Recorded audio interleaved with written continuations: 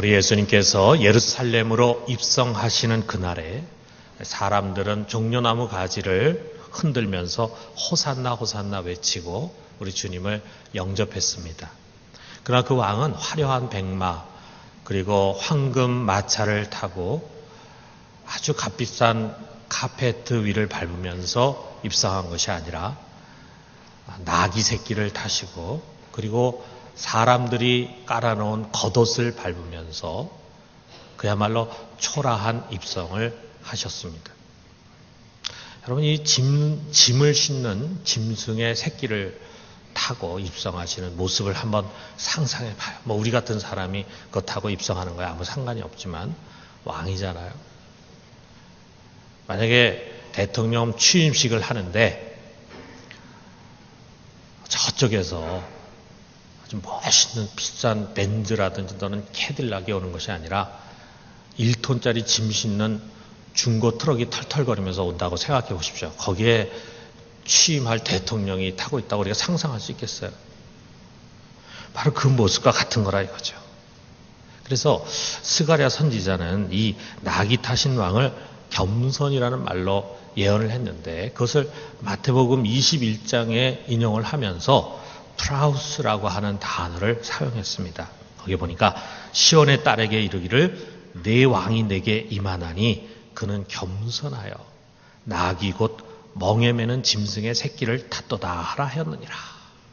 예수님이 이 나귀를 타고 지금 예루살렘에 들어가는 것은 대통령이 그야말로 1톤 중고 트럭을 타고 취임식장에 가는 거와 같다 이거예요. 그래서 겸손. 그의 겸손은 여기서 한 걸음 더 나아갑니다. 지금 그가 입성하는 것은 사람들이 우러러보는 가운데서 높은 권자에 앉기 위한 것이 아닙니다. 오히려 그런 그 백성들을 살리기 위해서, 백성들을 행복하게 해주기 위해서, 구속된 백성들을 자유케 해주기 위해서 자기의 몸을 희생하고 고난을 당하고 마침내 죽임을 당하게 하기 위해서 입성하고 있는 것입니다. 이것이 그의 겸손이에요. 그는 분명 왕이시죠. 한 나라의 왕이 아닙니다. 그저 유다의 왕이 아닙니다. 그는 온 인류의 왕이시고 더 나아가서는 온 우주의 왕이십니다. 그런데 자기를 낮추는 거예요. 낮추되 아주 한없이 너무 부자연스럽게 자신을 낮추시는 것입니다. 그는 겸손의 왕이십니다. 21장에서도 바로 그것을 우리에게 말하고 있잖아요. 29절에 보니까 나는 마음이 온유하고 겸손하니 그랬어요. 이 21장에서 우리가 아까 얘기한 그 21장에서 그는 겸손하라고 할 때 그 겸손이 프라우스인데 그 프라우스라는 단어가 여기서 사용됐는데 뭐라고 번역을 했냐면 여기서는 온유라고 하는 말로 번역을 했습니다. 그리고 뒤에 나오는 겸손은 타페이노스라고 하는 다른 말을 또 사용했는데 그 뜻이 자기 비하라는 뜻이에요. 그러니까 여기에 온유와 겸손은 거의 비슷한 뜻이라고 생각하시면 됩니다. 여기 그리스도의 온유와 겸손에 우리 모든 사람들, 모든 인류의 쉼의 자리가 있습니다. 주님은 그 자리로 우리를 초청하는 거예요. 그래서 여기 28절에 보니까 수고하고 무거운 짐인 자들아 다 내게로 오라. 내가 너희를 쉬게 하리라. 우리 쉬게 해주겠다. 여러분 이 세상에서 이보다 더 달콤한 이야기가 있겠습니까? 우리 사람 다 지쳐 있잖아요. 다 쉼을 갈망하잖아요. 그런데 여기에 쉼의 비결이 있다. 주님 말씀하세요. 이 쉼의 비결에 우리가 귀를 기울입시다. 그래서 우리가 먼저 그 안에서 쉼을 좀 마음껏 누리고 그리고 우리의 이웃들을 이 쉼의 자리로 초청할 수 있기를 주님의 이름으로 축원합니다. 여러분 매일 직장에 출근하시는 분들 있잖아요. 월화수목금 이렇게 금토 이렇게 출근하시는데 그럼 어느 요일이 제일 발걸음이 가볍습니까? 월화수목금토 중에 어느 요일이 제일 발걸음이 가볍습니까? 주 5일 근무하시는 분들은 아마 금요일이 제일 발걸음이 가벼울 거예요. 그날 하루만 이제 일하면은 쉴 수 있잖아요. 근데 토요일까지 근무하시는 분들은 토요일 가는 게 제일 기분이 좋을 거라. 어느 요일이 제일 발걸음이 무겁습니까? 월요일이지 월요일. 월요일. 근데 그 전날까지 쉬었기 때문에 몸은 좀 상쾌할지 모르지만, 이제 또 일주일 동안 또 일해야 된다. 이렇게 생각을 하니까 쉴 날이 굉장히 멀다 생각하니까 와서 마음이 무거워지는 거죠. 또는 목요일 되면 막 온몸이 파김치가 되고 피곤하고 그런 가운데 아마 여러분이 출근하게 될 겁니다. 목사인 저는 어느 요일이 제일 발걸음이 가벼울 것 같습니까? 여러분과 함께 지내는 주일이 참 저는 행복합니다. 그렇지만 주일보다 저는 월요일이 더 발걸음이 가벼운 것 같아요. 여러분, 우리 사람들은 누구나 다 본능적으로 이 쉼에 대한 갈망이 있어요. 왜냐하면 우리 살기가 버겁거든요. 아무리 우리가 자기가 하고 있는 일을 즐겁게 한다 그래도 참 우리가 세상에서 하는 일들이 쉬운 일들이 아니잖아요.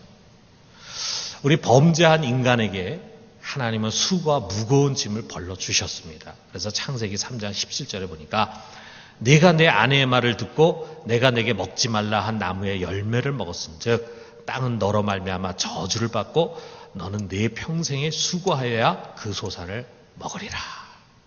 노동은 이미 그 이전에 창세기 1장에서 주셨지만 그 노동을 즐겁고 편하게 하는 노동이 아니라 행복하게 하는 노동이 아니라 이제는 막 수고하고 땀 흘리고 그리고 고생해야지만 먹을 수 있게 소산을 먹을 수 있게 그렇게 해주셨다. 우리가 참 이 짧은 인생에서 먹고 사는 거 이게 참 쉽지가 않습니다. 아마 여러분 그거 느껴요. 먹고 사는 게 참 쉽지가 않아. 그래서 아침에 일찍 일어나서 밤 늦게까지 수고하면서 땀을 흘려야만 먹고 살 수 있는 그런 세상이에요. 우리 그렇게 많은 돈을 들여가지고 그렇게 열심히 공부해가지고 대학을 졸업해도요 80만 원 인생이잖아요. 80만 원 가지고 어떻게 방세 내고 먹고 살겠어요. 우리 청년들 지금 참 어렵습니다. 그러니까 죽어라고 아르바이트도 하고 이렇게 하려고 하다 보니까 데이트할 시간이 없고 그러다 보니까 결혼할 생각도 못하고 애 낳을 생각도 못한다. 산무시대라 이거죠. 그런데 이렇게 먹고 사는 게 힘든 것뿐만이 아니에요. 죄는 여러분과 내 속에 이렇게 욕심의 씨를 잔뜩 뿌려놨어요. 그래서 우리 사람들이 참 욕심이 많습니다. 그 욕심이 우리를 쉬지 못하게 만들어요. 하나님께서 너희가 일주일에 하루를 쉬어라 하고 이렇게 안식을 명하셨잖아요. 쉬라고 하는데도 못 쉬는 거예요. 그날 하루 문을 닫질 못하는 거예요. 그날 하루만 문을 못 닫는 게 아니라 24시간 가게 문을 열어야 돼. 쉬면 안 된다라는 생각이 마음속에 있습니다. 다른 사람 5발자국 갈 때 내가 10발자국 가야 남보다 더 이길 수 있다. 이런 생각 가져요. 만족하면 안 된다. 만족하면 벌써 뒤처지는 것이다. 남에게 뒤지지 않아야 되고 추월당하지 않아야 되고 그러기 위해서는 전속력으로 전진하고 또 전진해야 된다.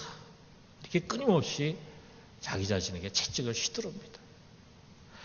세상 어디 가나 다 살기 힘드니까 이러한 성향들이 있겠지만 우리나라가 특별히 그게 참 심한 것 같아요.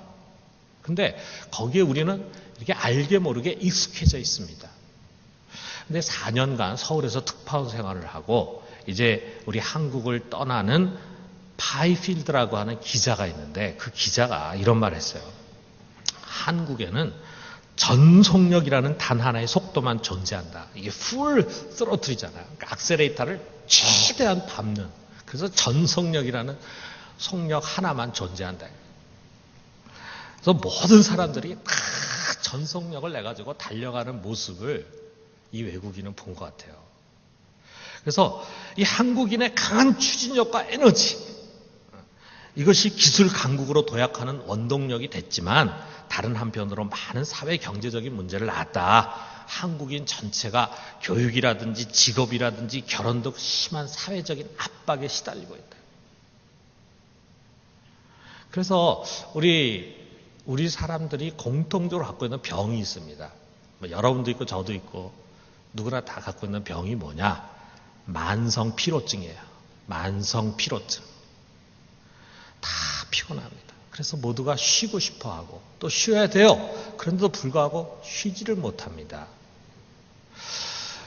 다른 사람보다 성적이 월등하고 그리고 다른 사람이 볼 때는 참 성공했다고 생각하는 사람인데도 불구하고 그쯤에서는 좀 쉬어도 될 텐데 쉬지 못해.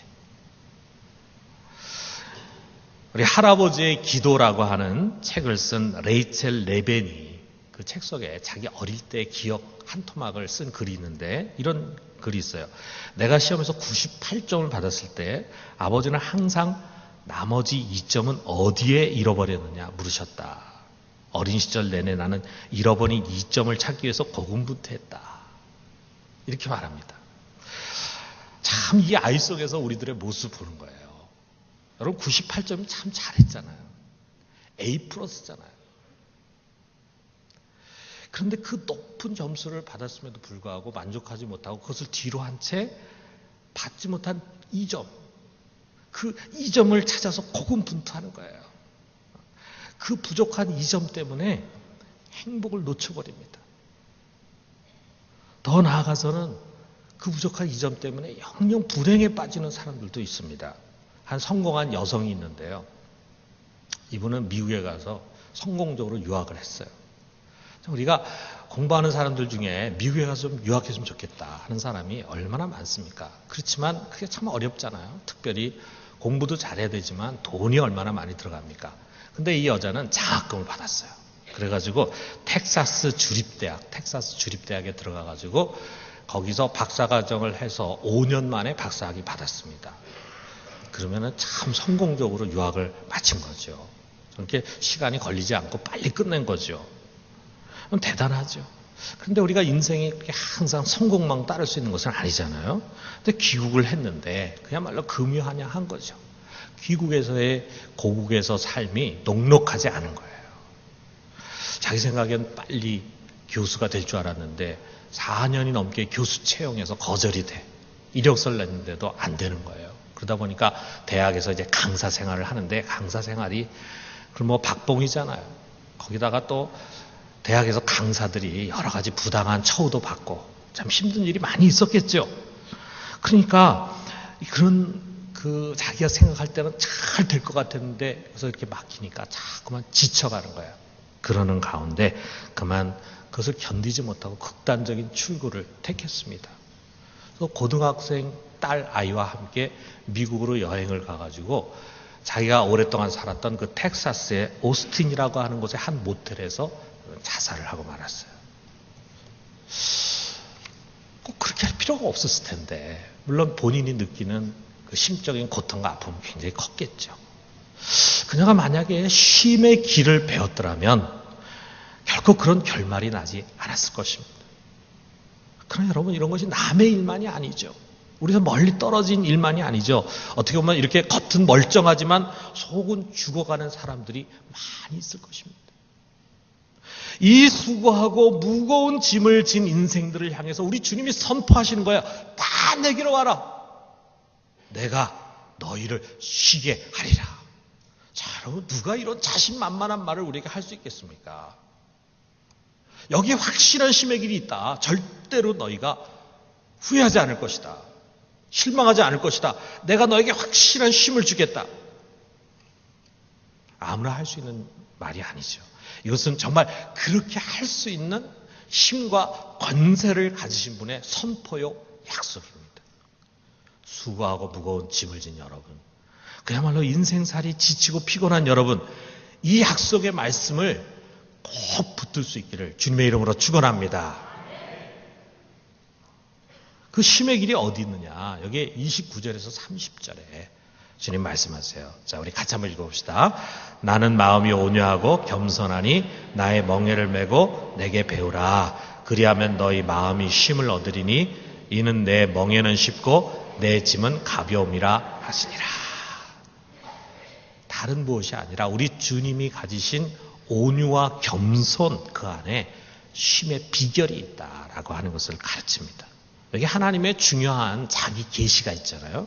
하나님이 나는 누구다라고 자신을 계시하시는데 여기 그리스도께서 자기를 계시하시는 거예요. 뭐라 계시하냐면 나는 온유하고 겸손하다 이렇게 말씀하세요. 참 인간이실 뿐만 아니라 참 하나님이신 성자 하나님이신데 그가 우리가 그를 주로 고백하고 그를 믿고 따르는데 그가 어떤 분이냐, 그분의 속성이 무엇이냐라고 할 때 그는 겸손이다 이렇게 말씀하셨다 이거죠. 여러분 이게 우리의 신론입니다. 신론.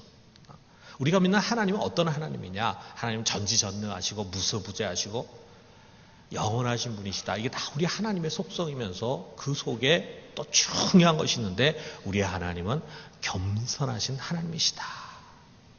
바로 이게 중요한 하나님에 대한 우리의 신앙 고백이에요.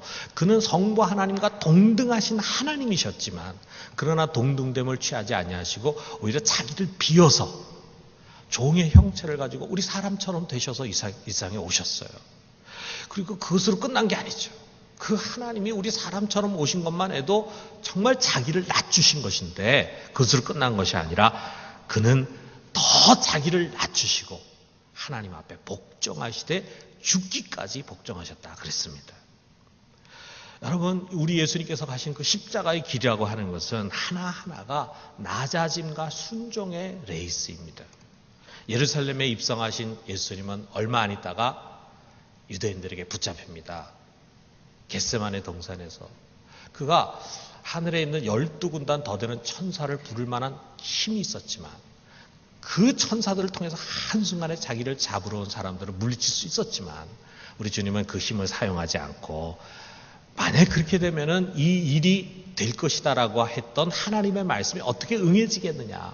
하나님의 말씀을 이루기 위해서 그는 순순히 말없이 포박을 당하고 끌려갔습니다. 그의 제자들은 그 앞에서 도망을 갔죠. 그의 면전에서 그를 3번이나 부인했죠. 그는 홀로 대제사장의 뜰에 섰습니다. 그의 우군은 아무도 없고 다 그를 공격하고 미워하는 사람들, 죽이려고 하는 사람들에 둘러싸여 있었어요. 그들이 그에게 온갖 비인격적인 수모를 안겨줬습니다. 그런 가운데서 하지도 않은 일, 있지도 않았던 일을 가지고 거짓 증거를 둘러대가지고 그를 죄인으로 몰아갑니다. 그가 사형 판결을 받아야 마땅한 자라 하면서 그를 조롱합니다. 그러나 예수님은 아무 변명도 하지 않았습니다. 그리고 그 다음날 빌라도 법정에 끌려갔죠. 거기서 로마 병정에게 채찍질을 당했습니다. 그리고 마침내 십자가형을 언도받았습니다. 그리고 그 십자가를 지고 슬픔의 길을 따라 올라가서 갈보리 언덕까지 가셨습니다. 그리고 그 십자가에 매달리셨습니다. 주님은 이 모든 것을 묵묵히 다 받으셨습니다. 그리고 마지막에 나의 하나님 어찌하여 나를 버리시나이까 라고 하시면서 마지막으로 하나님의 버림당함도 받으셨습니다. 그는 그야말로 한없이 자기를 낮추셨어요. 자기에게 찾아온 고난을 그는 거부하지 않고 피하려고 하지 않고 그대로 다 묵묵히 당하셨습니다. 그를 제물로 삼아서 온 인류를 구원하겠다고 하는 하나님의 뜻을 이루기 위해서 순종하신 것입니다. 그러자 이 순종의 아들을 이제는 아버지가 높이셨습니다. 그를 죽은 자들 가운데 살리시고 그 다음에 그를 높이 드셔서 하늘에 있는 것들이나 땅에 있는 것들이나 땅 아래에 있는 것들이 다 그 앞에 무릎을 꿇고 예수를 주라고 시인하게 하셨어요. 다시 말하면 그를 온 우주의 만왕의 왕으로 세우신 것입니다. 예수님은 이와 같은 과정, 자기 비하와 그리고 또 승귀의 과정을 통해서 우리 인간이 무엇을 잃어버린 존재인가라고 하는 것을 가르치는 거예요. 그리고 우리가 왜 쉼을 얻지 못하는가라고 하는 것을 우리에게 가르쳐 주시는 거예요. 그게 뭡니까? 우리가 하나님 앞에서 겸손해야 되는데 그 겸손을 잃어버렸다 이거죠. 예수님이 하나님 앞에서 우리가 어떤 자세를 가져야 되는가라고 하는 것을 그가 몸소 보여주신 것입니다. 그리고 그 결과가 무엇인가 하는 것을 우리에게 보여주신 것입니다. 그래서 앤드류 머레이라는 사람이 유명하잖아요. 겸손이라고 하는 책을 썼잖아요. 그 책 속에서 이렇게 말합니다. 우리가 잃어버렸던 겸손의 회복, 즉 하나님과 피조물의 원래 관계로 돌아가는 것만이 우리의 구원임은 틀림없는 사실입니다. 예수님께서는 바로 겸손을 우리에게 돌려주시고 그 겸손에 참여시키셔서 우리를 구원하기 위해 이 땅에 오셨습니다. 잃어버린 겸손. 여러분 우리는 다시 그 자리로 돌아가야 돼요. 거기가 우리가 있어야 할 자리입니다. 여러분, 우리 속에 있는 완악함, 굳어진 마음을 버리고 우리 마음을 부드럽게 해야 돼요. 그리고 우리의 교만을 내려놓고 자신을 낮추고 복종하는 것입니다. 바로 여기에 쉼의 길이 있습니다. 우리가 어떻게 해야 되느냐? 첫 번째로는 그분이 주시는 영생의 선물을 받는 것입니다. 여러분, 우리 예수님께서 이렇게 자신을 낮추고 그리고 겸손하게 하시고 하는 이 모든 과정을 통해서 우리로 하여금 아주 값비싼 선물을 값없이 얻도록 해주셨어요. 그 선물을 받는 게 겸손이라 이거예요. 여러분, 참 쉽지 않습니까? 선물 받는 거, 좋은 선물 받는 거 겸손이다. 교회를 왔는데 거기서 굉장히 비싼 선물을 주는데 그 선물을 받는 게 겸손이다. 야, 이건 뭐 누워서 떡 먹기죠. 얼마나 쉽습니까? 근데 그 선물이 또 싸구려 선물이 아니야. 아주 비싼 선물이야. 값으로 칠 수 없는 선물입니다. 뭡니까? 영생이 영생. 영원히 살 수 있는 그 영생의 선물을 우리에게 주시는데, 여러분, 우리 인간이 얼마나 교만한지 아십니까? 우리 인간이 그 영생의 선물을 주기 위해서 하나님께서 그 아들이 오셔서 피 흘리시고 십자가에 못 박혀 죽으셨는데도 불구하고 그 선물을 받기를 싫어해요. 그 선물마저 거절합니다. 여러분, 우리 인간이 지은 죄 중에 가장 큰 죄가 뭔지 아십니까? 음행하는 죄가 제일 큰 죄가 아니에요. 살인하는 죄가 제일 큰 죄가 아니에요. 도덕질하는 것이 제일 큰 죄가 아니에요. 우리 인간이 지은 가장 큰 죄는 하나님이 우리에게 주시는 은혜를 거절하는 것이 가장 큰 죄예요. 그거는 사함을 받을 수가 없잖아요. 하나님 우리 용서해 주기 위해서 아들을 주시겠다는데 그걸 우리가 거절하면은 어떻게 우리가 구원을 받을 수 있겠습니까? 우리 그 선물 받아야 합니다. 그게 겸손입니다. 우리 그 선물 받을 때 어떤 일이 일어납니까? 우리 육신의 죽음이라는 것이 더 이상 끝이 아니에요. 그것은 오히려 완벽한 행복의 시작이에요. 그리고 영원한 안식의 시작이에요. 얼마나 좋습니까? 그러니까 우리가 예수 그리스도를 통해서 영생의 선물을 받게 되면 죽음이 두렵지 않아요. 사람 죽음이 두렵잖아요. 근데 우리 죽음이 두렵지 않아. 왜냐하면 이 세상에서 한 번도 우리 경험해보지 못한 완벽한 행복이 시작이 되거든요. 우리가 이 세상에서 한 번도 경험하지 못한 영원한 안식이 시작이 되거든요. 여러분, 호기심이 나지 않습니까? 과연 그 세계는 어떤 세계일까? 그 세계 속에 쏙 들어가면은, 우리 다시 이 세상에 오고 싶은 생각이 안 날 거예요. 여기서 어떻게든 좀 더 살려고 막 애들바들 이렇게 하는데, 이제 그 세계에 우리가 언젠가 시간이 되면 그것도 우리 마음대로 들어가려고 해서는 안 됩니다. 내가 빨리 가고 싶다 해가지고 자기 스스로 자기 생명을 어떻게 하는 거, 이건 아주 큰 죄잖아요. 그런데 하나님이 때가 돼가지고 순서가 돼서 우리가 거기에 들어가게 된 다음에는 다시는 여기 오고 싶은 생각이 안 난단 말이에요. 너무 좋아서.